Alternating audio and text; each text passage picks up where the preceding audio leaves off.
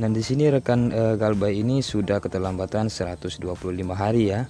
125 hari. Untuk sementara saat ini memang rekan ini tidak ada lagi dihubungi oleh dari pihak DC-nya ya, maupun dari pihak sistemnya melalui WA, melalui email ataupun melalui panggilan ya, nggak ada dihubungi kembali. Mungkin mereka juga taat ke peraturan yang ditetapkan oleh OJK ya. Sementara aplikasi ini sudah legal, terdaftar di Otoritas Jasa Keuangan ya, sudah diawasi oleh AFPI. Kemungkinan ada rekan-rekan yang beda dengan pengalaman kepada aplikasi ini, silakan sharing ya, silakan sharing di kolom komentar jika memang ada perbedaan dengan rekan yang Galbay ini ya. Di sini memang dia tidak ada dihubungin lagi ya. Mungkin jika rekan-rekan yang ada dihubungi masih dihubungi DC dari UKU ini, mungkin mereka ya seperti kalian tahu ya, DC ya, walaupun suatu debitur sudah keterlambatan 90 hari atau lebih, mereka memang masih menghubunginya. Saya rasa mereka itu memang pada mau cari kesempatan juga ya, padahal OJK menetapkan tidak boleh menagih kepada debitur yang sudah Galbay 90 hari ya. Rekan ini sudah keterlambatan 125 hari. Jadi itu yang saya sampaikan tadi, memang dia nggak ada dihubungi lagi ya. Tapi yang sebelum-sebelumnya dari pertama telat sampai 90 hari memang dia dihubungin terus. Ada juga pengancaman ya. Tetapi dia mengancam balik, jika memang disebar datanya dia akan melaporkan ke OJK atau dia akan menyimpan semua bukti-bukti teror yang tidak standar operasional kerja dari sistem mereka tersebut. Pihak Galbay ini akan menghubungi atau melaporkan ke pihak yang berwajib ya. Makanya untuk sampai saat ini tidak ada dihubungi lagi dia ya. Di sini jika membayar ya, di sini jika melakukan perpanjangan 1.452.000 ya. Sementara totalnya 2.400.000. Berarti ini sesuai yang ditetapkan OJK bahwa ada salah satu debitur yang Galbay, bunganya harus 100% dari pinjaman pokok ya. Ini pinjaman pokoknya 1.200.000 termasuk biaya administrasi, termasuk biaya yang lainnya ya 1.200.000, dan dia dikenakan denda 100% dari pinjaman pokok. Berarti ini sesuai dari ketetapan Otoritas Jasa Keuangan ya. Cuma mereka ini hanya saja mereka ini melanggar dari peraturan OJK secara penagihannya. Karena apa?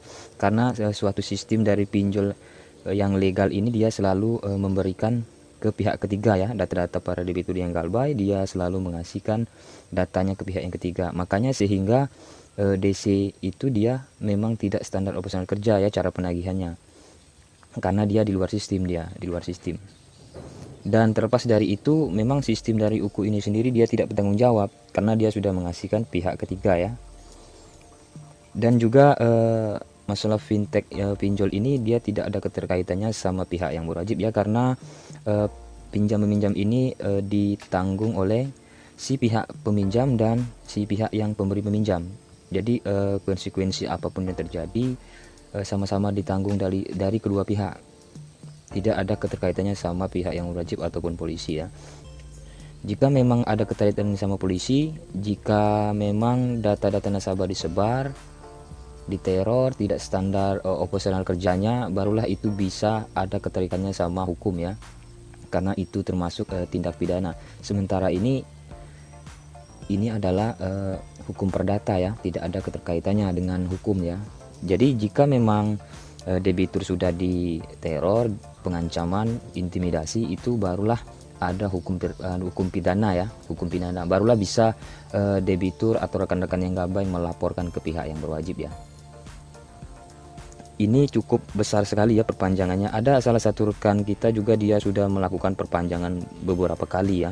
Ada yang sampai 3 kali, 4 kali. Menurut saya kalian gak usah melakukan perpanjangan, apalagi untuk saat ini ya.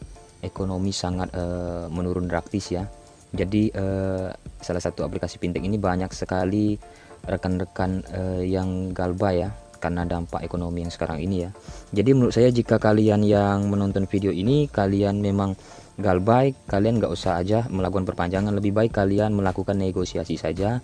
Misalnya pinjaman pokok kalian 1.200.000 ya, kalian bayar saja berapa dulu, minta tempo, nggak usah kalian melakukan perpanjangan, karena jika kalian melakukan perpanjangan kalian akan rugi banyak ya, kalian akan nggak pernah selesainya nantinya melakukan perpanjangan. Sementara perpanjangan ini sangat besar sekali ini, melebihi dari pinjaman pokok ini sudah, karena keterlambatannya juga sudah 125 hari. Ini perpanjangannya memang berjalan terus kalau masalah perpanjangan ini, tapi masalah denda yang totalnya 2.400.000 ini tidak berjalan lagi.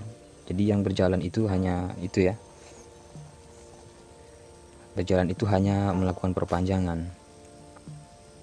Di sini tertera jika melakukan di sini kan nominal pinjamannya 1.200.000, durasi pinjaman 15 hari kemarin rekan ini ya. Denda keterlambatannya jadi 1.200.000 juga, nominal pelunasan semuanya 2.400.000 ya. Jadi menurut saya jika kalian ada Galbay di aplikasi ini, kalian silakanlah minta negosiasi kepada sistemnya ya. Jika memang mereka ngotot tidak mau memberikan negosiasi kepada kalian, kalian abaikan saja, kalian gak usah terlalu diikutin dari drama desi pinjol ini ya. Kalian gak usah terlalu ikutin. Dan juga soal mendatangi kalian ke rumah, kalian gak usah takut. Sampaikan saja kepada desinya, silahkan jika mau ke rumah, dan jelaskan jika mau ke rumah saya belum bisa melunasi semuanya, paling ada beberapa dulu, seperti itu ya. Kalian jangan takut, dan jika memang mereka tidak standar dari operasional kerjanya, misalnya merampas barang, mengancam atau apa, melakukan kekerasan, kalian lapor saja ke polisi. Di sini kalian tidak bersalah, di sini kalian tidak ada hukum pidana, di sini kalian tidak ada menipu ataupun berniat ingin melarikan diri, tidak. Di sini kalian hanyalah debitur yang belum bisa membayar. Jika ada debt collector yang menuduh kalian sebagai penipu, melarikan uang perusahaan, itu hanya ancaman saja. Nggak ada yang namanya melarikan uang perusahaan. Yang melarikan uang perusahaan itu sebenarnya mereka, karena mereka sebagai karyawan dari fintech. Jadi kalian bukan sebagai melarikan uang perusahaan. Jadi kalian jika memang ada pengancaman seperti itu, kalian harus lebih memahami apakah ancaman tersebut masuk akal, seperti itu ya. Kalian harus lebih berpikir secara bijak. Mereka ini memang seperti itu, dia selalu menteror. Lebih baik saran saya, jika kalian belum bisa Galbay, kalian ganti saja nomor seperti itu saja ya. Karena rekan ini dia nggak ada juga disebar data ya, nggak ada. Cuman kemarin sebelum lewat 125 hari ini dia memang diteror terus, dihubungi terus. Diteror bukan berarti mengancam, tapi dia dihubungi terus ya ke kontak daruratnya. Dia menghapus semua kontak-kontak di HP-nya, dan dia ganti nomor, dan dia juga ganti HP. Akhirnya dia nggak ada dihubungin. Kontak-kontak semua teleponnya nggak ada dihubungin. Apa mungkin terhapus dari sistem mereka? Kan bisa saja seperti itu, karena setiap pengoperasian pinjol ini berbeda-beda ya sistemnya. Ada dia sudah terlanjur membackup semuanya, dan ada juga misalnya kita menghapus datanya, menghapus kontak-kontak kita, mereset data dari sistem ini, mereka nggak bisa lagi. Ada juga seperti itu. Jadi setiap pengoperasian pinjol ini berbeda ya. Itu saja yang saya sampaikan. Jika kalian merasa kurang jelas dengan pembahasan kali ini, kalian bisa tinggalkan komentar di kolom komentar ya. Itu saja. Mohon maaf jika ada ketidakjelasan, kekurangan dalam pembahasan video kali ini ya. Saya akan pantau terus di grup kita ya. Di grup kita saya akan pantau terus. Di sini saya menjelaskan sesuai apa yang sharing dari rekan-rekan Galbay ya, di salah satu grup WA kita. Itu saja. Selamat datang di video berikutnya. Assalamualaikum warahmatullahi wabarakatuh. Salam sejahtera.